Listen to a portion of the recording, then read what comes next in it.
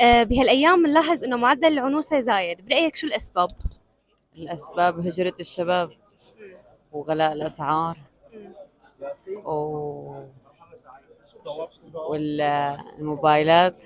شو دخل الموبايلات؟ لأنه كتير صارت إنه ما عاد حدا يعجبه شي، مم. صار كل البنت بدها كتير شغلات صار في متطلبات زايدة، مم. وإنه هذا إنه كله كذب أساسا الموبايل، مم. إنه يعني هو أعور الدجال مثل ما بيقولوا، مظبوط. فرجيك الحقيقة بعين واحدة. مم.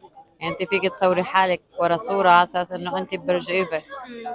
وانت لانك ببرج ايفل ولا شيء. والبنات عم ينغروا بهي الشيء اللي عم يشوفوه. ايه، فما عاد عم يرضوا باي شيء، وما عاد في قناعة ابدا.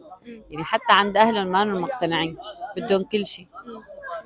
عرفتي كيف؟ يعني الاهل ما عاد عم يحملوا، ما عاد ما عاد فيهم عم يتكفوا متطلبات هذا الجيل ابدا، شو ما اشتغلوا وشو ما عملوا. طب برأيك تعدد الزوجات هو حل لهذا الموضوع؟ لا ابدا، ابدا، لانه الواحد عم يتزوج وحده ما انه عم يقدر يجيب لها اللي بده اياه، كيف اذا تزوج اكثر؟ لا يمكن.